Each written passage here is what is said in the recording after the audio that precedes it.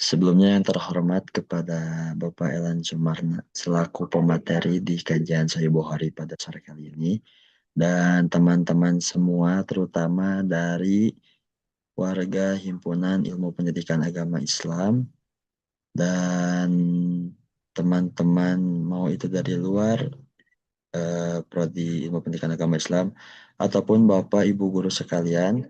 Alhamdulillahirabbil alamin wassalatu wassalamu ala asrafil anbiya wal mursalin wa ala alihi washabihi ajmain amma ba'du. Sebelumnya pertama-tama dan yang paling utama marilah kita panjatkan puji beserta syukur kehadirat Allah Subhanahu wa taala atas karenanya kita bisa berkumpul di Zoom ini dengan keadaan sehat walafiat. Alhamdulillah alamin. Walaupun dengan keadaan cuaca yang tadi hujan gitu ya, kalau di Bandung Timur Bapak kebetulan tadi juga hujan. Alhamdulillah tidak menutup kemungkinan untuk teman-teman mengurangi dari rasa semangatnya untuk menuntut ilmu. Dan jangan lupa salawat beserta salam kita junjungkan kepada Nabi kita Nabi Muhammad Sallallahu Alaihi Wasallam. Atas karenanya kita dibawa dari zaman kebodohan hingga zaman ilmu pengetahuan ini. Oke, biar karena waktu kita juga yang terbatas, mari kita mulai kajian pada sore kali ini dengan membaca basmalah bersama-sama. Bismillahirrahmanirrahim. Bismillahirrahmanirrahim. Dan untuk selanjutnya, Irsad harap selaku MC mengajak ke teman-teman semua untuk menyiapkan catatannya agar nanti apa yang disampaikan oleh guru kita bisa dicatat dengan baik. Mungkin langsung saja kepada Bapak Elan Sumarna selaku pemateri dari kajian subuh hari ini. Irsad persilahkan. Baik. Bismillahirrahmanirrahim. Assalamualaikum warahmatullahi wabarakatuh. Innalhamdalillah nahmaduhu wa nasta'inuhu wa nastaghfiruh wa na'udzu billahi min syururi anfusina wa min sayyiati a'malina. May yahdihillahu fala mudilla lahu wa may yudlilhu fala hadiya lahu. Asyhadu an la ilaha illallah wahdahu la syarikalah wa asyhadu anna Muhammadan abduhu wa rasuluhu la nabiyya ba'da. Allahumma shalli wa sallim ala Muhammadin wa ala alihi wa sahbihi ajma'in amma ba'd. Ayyuhal hadirun ittaqullaha haqqa tuqatih wa la tamutunna illa wa antum muslimun. Hadirin jamaah yang Allah muliakan, alhamdulillah kita panjatkan puja dan puji kehadirat Allah Subhanahu wa taala yang pada sore hari ini kita telah diizinkan untuk bisa bersua kembali dalam ajam yang sudah kita canangkan, sudah kita tanamkan dalam hati kita untuk seminggu sekali ini kita mengkaji hadis yang mulia, itu hadis yang dihimpun oleh Imam Bukhari, ya, yang pada kesempatan kali ini kita irsad mengulang ke belakang, yaitu tentang apa namanya, bab tentang iktibat, ya, iktibat fil ilmi wal hikmah. Jadi bab tentang kecemburuan dalam ilmu dan hikmah, begitu.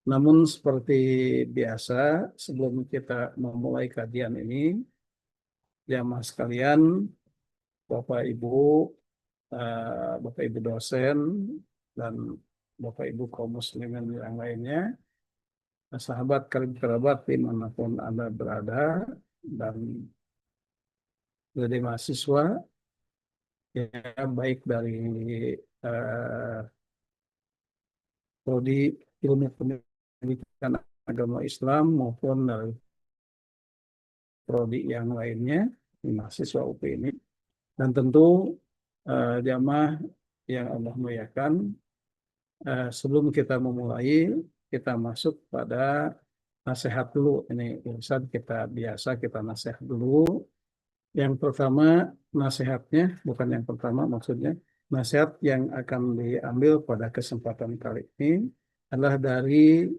Quran Surat Al-Baqarah, ya, yaitu pada kasus tentang enggannya atau pada kasus tentang tidak taatnya iblis kepada Allah Subhanahu wa taala untuk bersujud kepada Nabi Adam, gitu ya. Jamaah yang Allah muliakan, eh, seperti kita ketahui, ya, ayatnya kita bacakan. A'udzubillahi minasyaitonir rajim. Wa idz qulna lil malaikati isjudu li Adam fasajadu illa iblis aba wastakbaru wa kana minal kafirin. Allah berfirman, wa id, dan ingatlah, qulna, ketika kami berfirman, ya, lil malaikati, kepada para malaikat, begitu, usjudu, bersujudlah kalian, di Adama, kepada Adam, fasajadu, kemudian mereka bersujud, illa iblis, kecuali iblis, aba, ia enggan, ya, si iblis tadi enggan, kemudian wastakbaro, dan kemudian sombong, wa kana minal kafirin, dan adalah dia termasuk kepada mereka yang sombong tadi, gitu ya. Jamaah yang Allah muliakan, eh, kesombongan itu sebagaimana yang dilakukan oleh iblis tadi adalah memberikan satu iktibar kepada kita bahwa kesombongan itu adalah awal dari kekafiran seseorang, begitu ya. Yang dengan kesombongan itu seseorang merasa berkecukupan, tidak butuh yang lain, begitu. Karena merasa berkecukupan dalam segala hal, jadilah dia merasa bisa mandiri, bisa merasa berdiri di atas kakinya sendiri, tidak butuh adanya pertolongan orang lain, sehingga kemudian lahirlah sebuah kesombongan. Dan dengan kesombongan itulah iblis menjadikan dirinya makhluk yang pertama kali sombong kepada Recording Allah in Subhanahu progress. wa taala. Ya. Nah, karena kesombongan itulah pada akhirnya dia menjadi seorang yang kafir. Nah, jamaah yang Allah muliakan, nah oleh karena itu sebagaimana Rasulullah SAW senantiasa menuntun kita untuk senantiasa istighfar, begitu ya. Ini menunjukkan bahwa kekafiran itu, kesombongan itu terus senantiasa mengintip kelengahan jiwa kita, ya, sehingga kemudian saat jiwa kita lengah, maka menyelinaplah kesombongan itu yang diselipkan oleh setan tadi, menyelinap dalam diri kita, sehingga kemudian kita takabur dan akhirnya kafir, begitu. Oleh karena itu, nasihatnya, ya mas kalian, kepada semua kita, maka istighfar kita itu harus nantiasa kita kita kita dawamkan, ya. Istighfar itu kita dawamkan, sehingga hal demikian dengan istighfar itu akan menutup celah jika setan kemudian menyelinapkan ke dalam diri kita kesombongan yang dengannya kita merasa berkecukupan, ya, berkecukupan sehingga tidak butuh orang lain. Nah, gitu.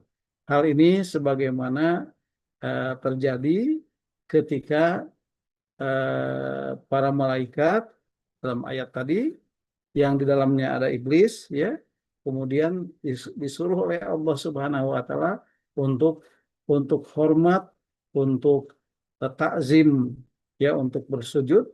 Bersujud di sini maksudnya takzim, ya, merasa hormat kepada Adam, namun karena merasa sombong tadi, maka iblis enggan untuk melakukan semua itu.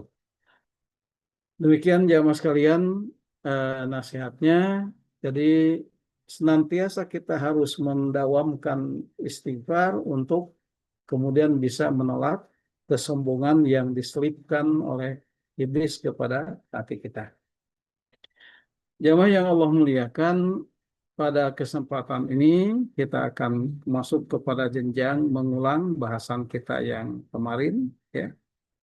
Di mana pada bahasan kita kemarin itu kita membahas tentang apa namanya, tentang eh, berapa waktu yang dibutuhkan ketika kita menunggu azan, ya, menunggu iqomah, maksudnya menunggu iqomah setelah azan kita menunggu waktu untuk iqomat. Nah, berapa lama?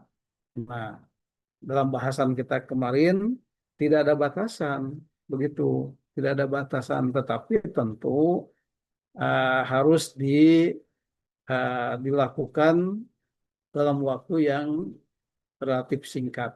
Karena apa? Karena boleh jadi orang-orang yang akan berjamaah itu adalah mereka yang membutuhkan waktu segera. Begitu ya, butuh waktu segera. Karena itu eh, mereka yang tahiyatul masjid, mereka yang melakukan sholat sunnah qobliyah, semuanya diharapkan untuk melakukannya seringkas mungkin. Begitu. Ya. Demikian jamaah sekalian bahasan kita kemarin, dan apa namanya, kita sudah membahas bahwa waktu yang ada di antara azan dan iqamah itu adalah waktu mustajab, gitu. Mustajab untuk kita berdoa, karena pada saat itulah doa kita ini tidak ditolak oleh Allah Subhanahu wa taala, begitu. Nah, jamaah yang Allah muliakan, kemudian mereka yang menunggu iqamah itu derajatnya, statusnya, kedudukannya sama dengan mereka yang sholat, begitu. Nah, itu bahasan kita kemarin. Nah, ya. Nah, kita kemudian masuk ke bahasan kita hari ini. Coba kita mengulang dulu ke belakang, ya, tentang bab al-iqtibat fil ilmi wal hikmah. Nah, jadi bab tentang bolehkah kita cemburu, ya, boleh, ya, cemburu atau terhadap sesuatu itu tidak boleh kecuali fil ilmi wal hikmah, kecuali dalam hal ilmu dan hikmah, begitu.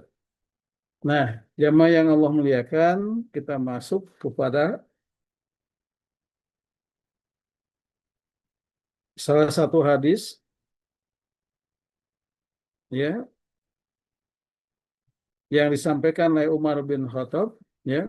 Di sini di sini waqala Umar berkata, ya, kata Umar ini, tafaqahu, bertafakuhlah kalian, pahamlah kalian kepada ilmu. Nah, ya, pahamlah atau mencari pemahamanlah kalian, atau menuntut ilmulah kalian, begitu bisa, qabla an tuwassadu. Nah, begitu ya. Eh, sebelum sebelum antuwassadu, kalian menjadi pemimpin. Nah, begitu. Qabla antuwassadu, sebelum kalian menjadi pemimpin. Ini perkataan Umar, bukan hadis, ya. Jadi kata Umar bin Khattab, tafaqahu, bertafakuhlah kalian, ya. Mencari pemahamanlah kalian kepada ilmu sebelum antuwasawadu, sebelum kalian menjadi pemimpin. Betul. Qala, kemudian berkata siapa? Abdullah. Berkata Abdullah, ya. Kata Abdullah, wa ba'da, dan setelah antusawwadu, kalian menjadi pemimpin, ya.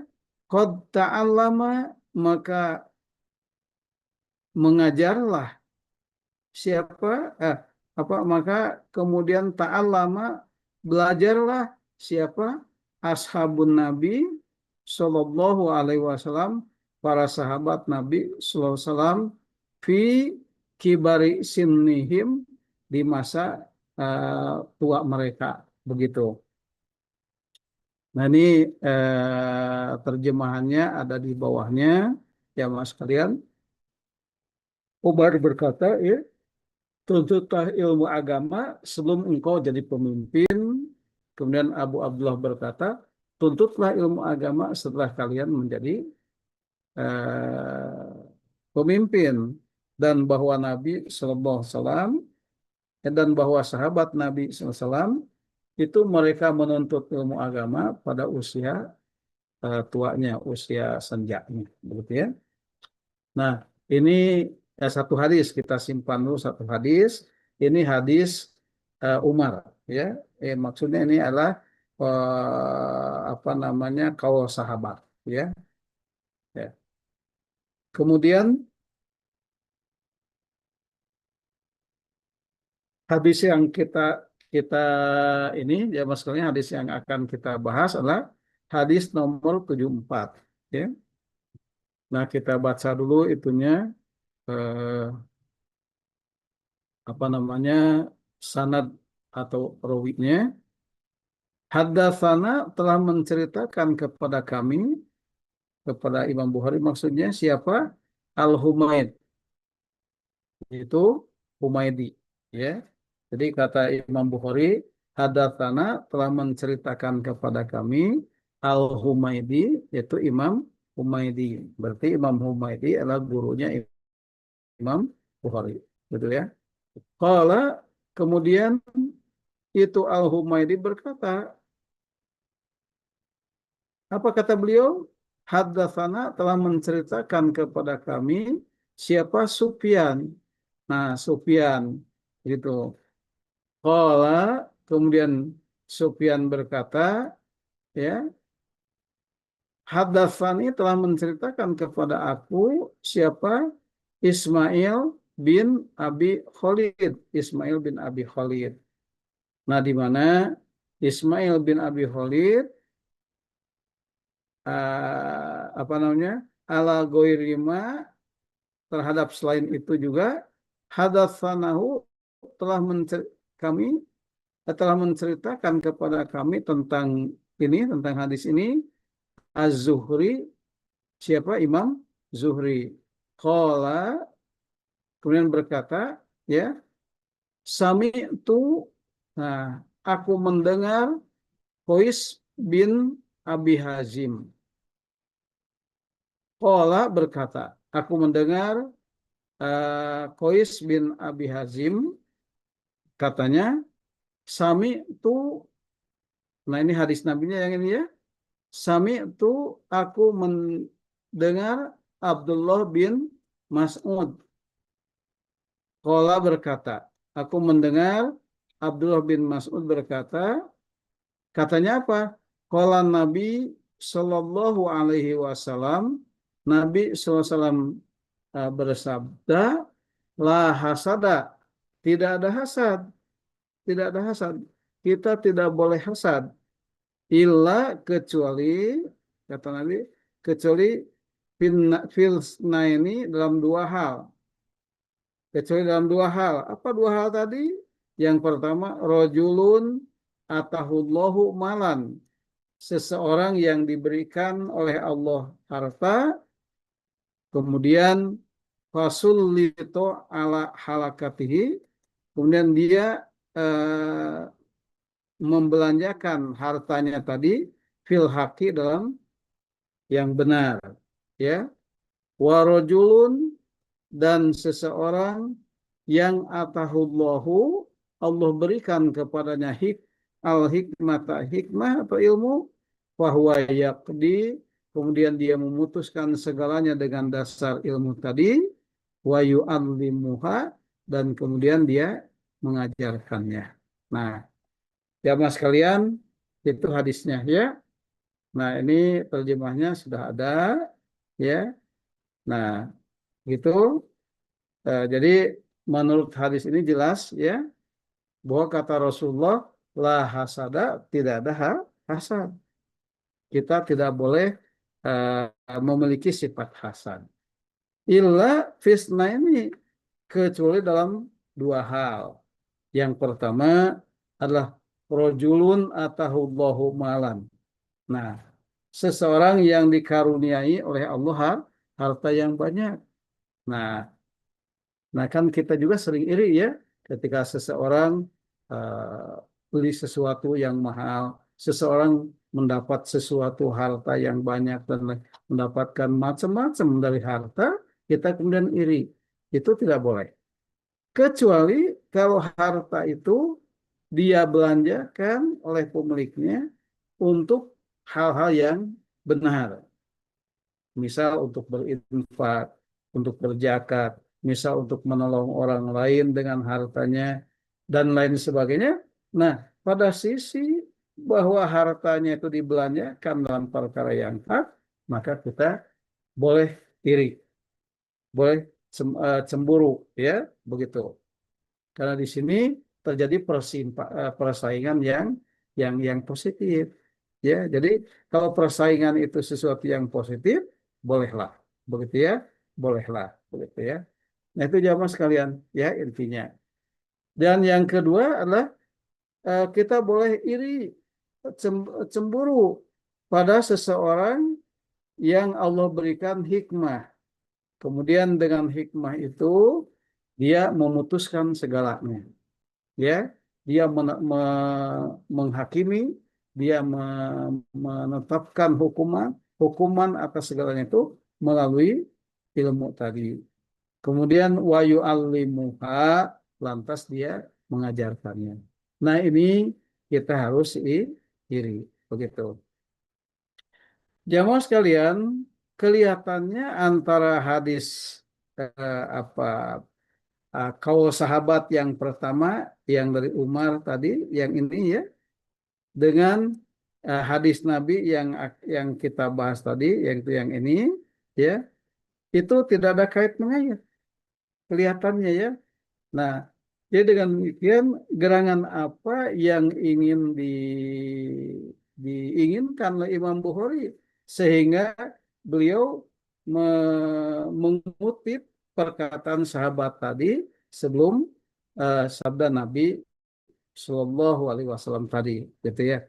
Nah, jamaah sekalian, tentu saja dalam kaitan dengan itu kita harus dipahami hadis yang apa dua keterangan tadi. Yang pertama adalah ucapan sahabat, yang kedua adalah hadis Nabi. Ya, jadi jamaah sekalian, dalam memahami hadis ini kita harus melihat dua pendapat dahulu, ya. Kemudian kita kompromikan tadi, ya. Nah, dua pendapat terdahulu tadi, yang pertama adalah tentang hadis Umar tadi, maksudnya perkataan Umar tadi, begitu. Di mana Umar berkata, ya, tafaqahu, kata Umar, tuntutlah ilmu sebelum kita jadi pemimpin. Artinya bahwa sebelum kita tersibukkan mengurus orang lain, nah jadi pemimpin kan sibuk mengurus ya, mengurus orang lain, begitu. Maka kita harus menuntut ilmu.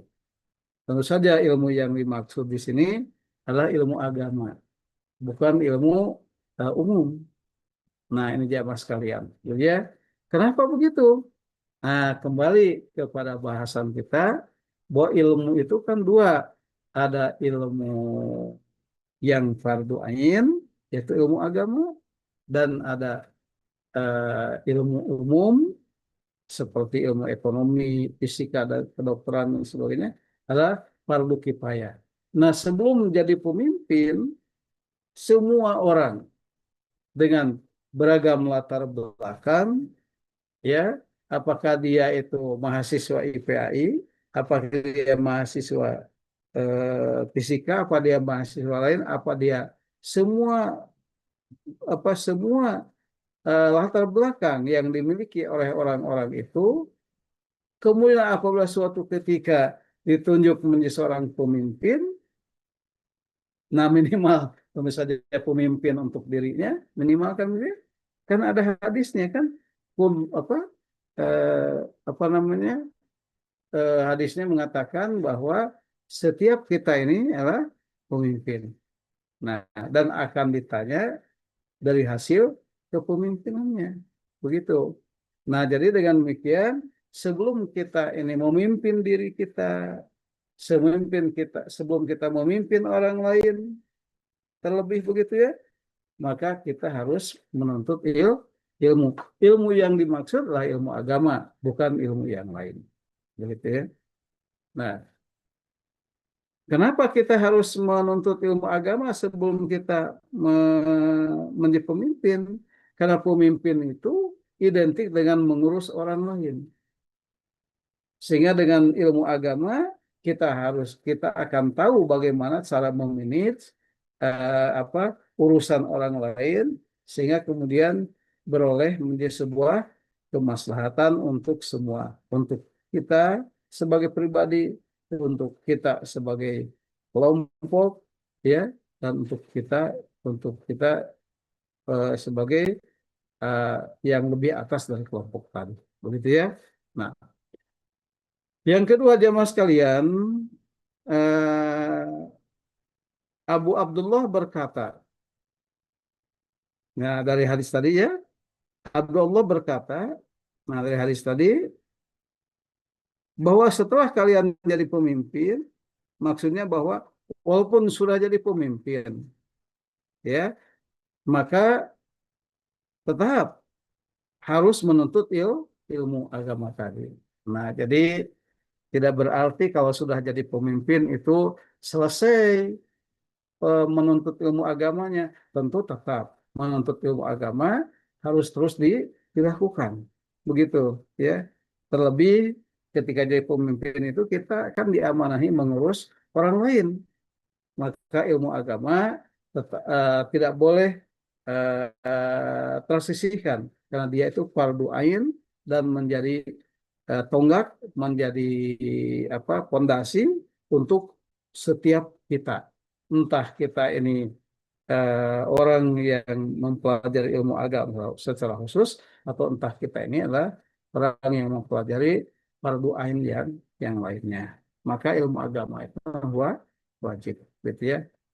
Nah, dua jamaah sekalian, dua perkataan tadi, nah ya, jadi antara hadis tadi ya, hadis yang ini, nah ini ya, dua perkataan tadi dengan hadis Nabi yang ini, di mana kata Rasulullah tidak boleh ada hasad kecuali dalam dua perkara tadi, yaitu dalam harta yang dihabiskan di dalam koridor ibadah dan dalam ilmu yang Allah berikan kepada seseorang, ya.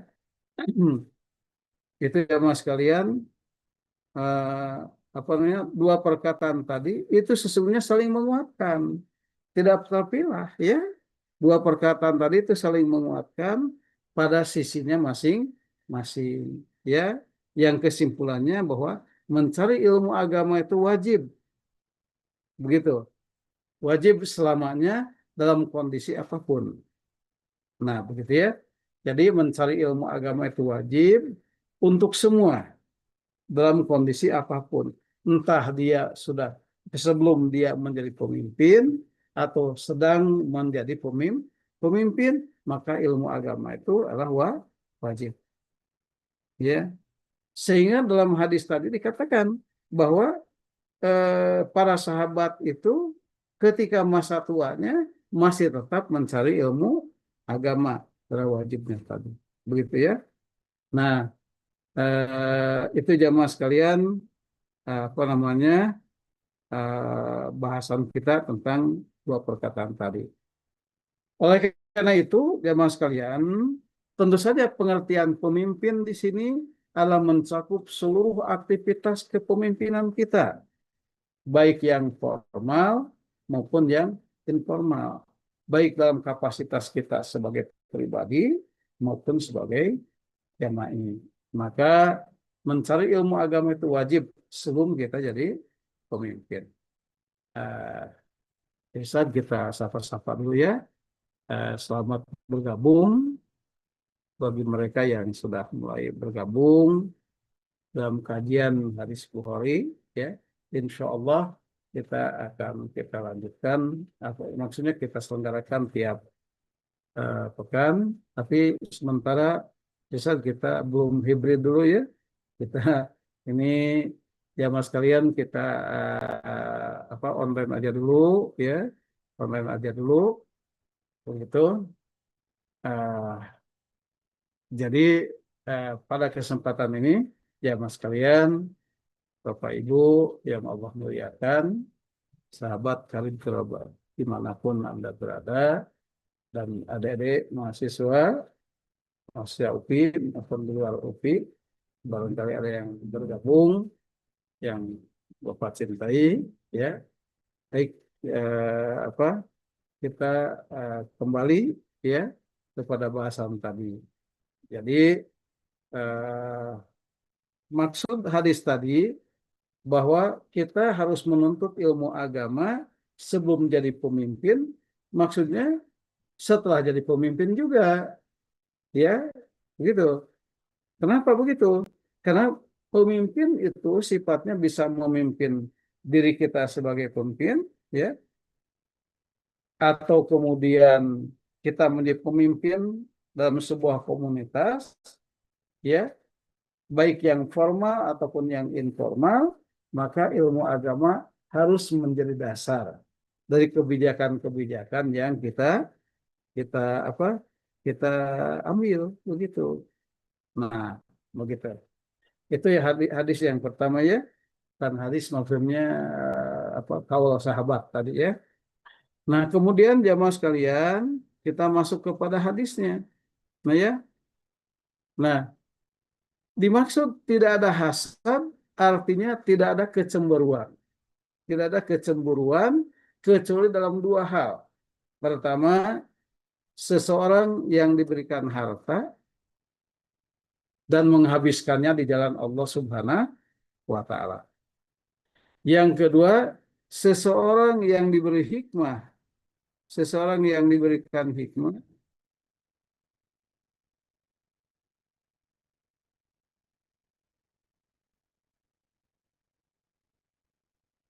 yaitu ilmu agama tadi, kemudian dia mengajarkannya. Dalam hal ini, walaupun di antara keduanya memiliki kelebihan masing-masing, ya, dalam hal ini jadi seseorang yang diberikan harta, kemudian dia menghabiskan hartanya di jalan Allah, kemudian seseorang yang hanya diberikan ilmu, tidak harta, ya, harta sedapatnya, seadanya, ya. Kemudian tapi yang menonjolnya Allah berikan kepadanya hikmah. Maka dua-duanya memiliki kelebihan. Nah, ya, tetapi yang paling utama tentu kelebihan mana? Kelebihan diberikan ilmu pengetahuan, ilmu agama dalam hal ini, ya. Kenapa orang yang diberikan ilmu agama punya lebih banyak kelebihannya? Karena ilmu agama itu tidak fana, ya, tidak habis. Sementara harta itu habis. Jadi kalau kemudian kita diberikan pilihan oleh Allah, mau ilmu agama, mau harta, maka hendaklah kita memilih ilmu agama.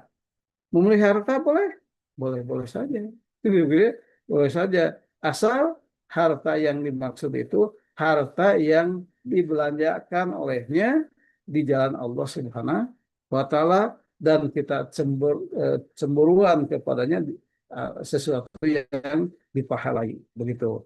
Dan tentu saja di antara dua hal tadi, yaitu harta yang dibelanjakan di jalan Allah dan ilmu, ya, seseorang yang diberikan ilmu agama tadi, ya, maka yang dicintai adalah ilmu agama, ya, yang paling dicintai adalah ilmu agama. Kenapa? Sebab dengan ilmu agama itu kemanfaatan seseorang, kemanfaatan harta seseorang bisa abadi, tidak ada habisnya, ya, menjadi zakat, menjadi apa namanya, menjadi jariah bagi dia, begitu.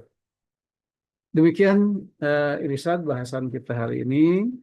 Semoga ada manfaatnya. Bagi jamaah sekalian, silakan apabila ada yang akan berkomentar atau bertanya, bisa langsung melalui chat atau apa namanya membuka mikrofonnya. Demikian, silakan, ya Ustaz. Baik, terima kasih kepada Bapak Elan yang telah memaparkan materinya. Mungkin untuk selanjutnya ya ini ada sesi pertanyaan. Bagi teman-teman yang ingin bertanya ataupun memberikan tanggapan apa yang telah disampaikan oleh Bapak Elan, boleh untuk memberikan raise hand teman-teman semuanya. Kayak gitu. Atau enggak misalkan ketika teman-teman tidak ingin ataupun ada kendala bertanya dalam bentuk audio, teman-teman bisa bertanya melalui chat kolom yang ada di via Zoom ini. Mungkin sebelum menunggu teman-teman bertanya, dari Irsad sendiri juga Bapak ada sedikit pertanyaan terkait tema pada kajian sore kali ini. Ya, silakan. Terkait pemimpin, terutama Bapak banyak, terutama di dunia perkuliahan ini, orang itu berlomba-lomba untuk menjadi pemimpin. Bahkan dari satu dua orang itu bisa saja menghalalkan segala cara untuk menjadi pemimpin kayak gitu. Mungkin itu salah satu bukti kenapa kita harus menuntut ilmu agama terutama sebelum menjadi pemimpin.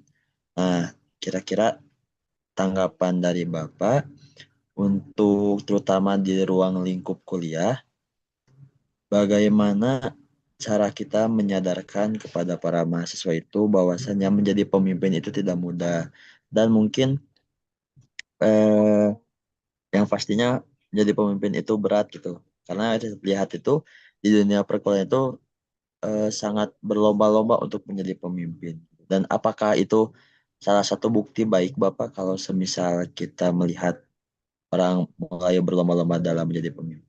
Mungkin segitu aja Bapak pertanyaan dari Irsa. Baik, baik Irsa, terima kasih ya sudah mengawali diskusi kita. Ya, sama sekalian, memang eh, ada fenomena terbalik di antara zaman Nabi, zaman sahabat, dan zaman ulama, ulama terutama ulama-ulama salaf dan ulama-ulama yang terkemudian yang istiqomah, gitu ya, di mana mereka memandang bahwa menjadi seorang pemimpin itu adalah satu cobaan, satu fitnah, ya. Nah, begitu, satu fitnah. Sementara hari ini, jamaah sekalian, menjadi pemimpin itu sesuatu yang dikejar, bahkan jadi cita-cita, ya, jadi cita-cita, ingin jadi camat, ingin jadi lurah, ingin jadi presiden, kan gitu ya. Nah, kemudian bahkan mungkin dalam skup kecil ya menjadi ketua hima begitu ya. Nah, begitu dan lain sebagainya. Nah, sehingga kemudian karena menjadi pemimpin itu sesuatu yang dikejar ya, sehingga banyak orang menghalalkan segala cara. Begitu, menghalalkan segala cara. Akhirnya eh, karena menghalalkan segala cara, ketika dia menjadi pemimpin, maka kepemimpinannya tidak berkah. Nah, jamaah sekalian, itulah salah satunya, ya, salah satunya kenapa kepemimpinan seseorang itu tidak berkah, begitu, tidak berkah, ya. Seseorang jadi presiden tidak berkah, ya, begitu. Seseorang meruntut lagi ke bawah, seseorang jadi menuntut kepada hal yang paling kecil. Jadi ketua RT, ketua RW, bahkan ketua hima, bahkan memimpin dirinya sendiri pada batas yang paling minimal, seseorang itu kan jadi pemimpin ya. Itu hadisnya jelas kan. Jadi apa namanya hadisnya bahwa setiap kita ini adalah pemimpin. Apa hadisnya Irsyad? Ya, jadi gimana? Hadisnya kulukum ra'in wa kulukum an Nah, nah, setiap diri itu adalah pemimpin. Kullukum ra'in, ya, setiap seseorang itu jadi pemimpin. Jadi, nah, eh, kalau kita adalah sebagai pemimpin atas diri kita itu sudah jelas. Nah, sekarang kita naik ke lebih atas dari itu menjadi pemimpin di luar diri kita. Entah kita sebagai ketua hima, entah kita sebagai ketua apa sampai menjadi presiden misal. Kalau kalau kalau kemudian fenomenanya di sana itu kita apa namanya menghalalkan segala cara untuk menjadi pemimpin seperti itu, maka itu tidak berkah, ya mas sekalian. Begitu ya. Jadi keberkahan kepemimpinan itu adalah dari ilmu agama kami.